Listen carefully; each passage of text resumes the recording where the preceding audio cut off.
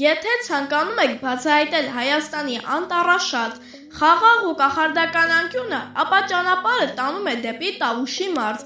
Սա մի վայր է, որտեղ բնությունն ու պատմությունը միաձուլվել են, ստեղծելով անկրկնելի գեղեցկություն։ Տավուշի ամենահայտնի գոհարներից է Հաղարծնի վանքը,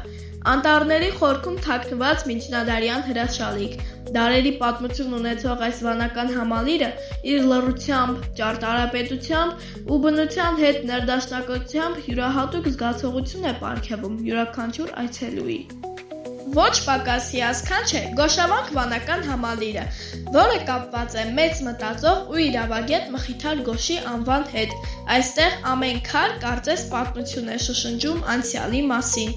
Տավուշի բնության գանձերից մեկն է պարզ լիճը, շրջապատված խիտ անտառներով։ Ջրի հայելանման ջուրը, թռչունների մեղմ ձայներն ու անտառի թարմ օդը այստեղ ստեղծում են իսկական հեքիաթային մթնոլորտ։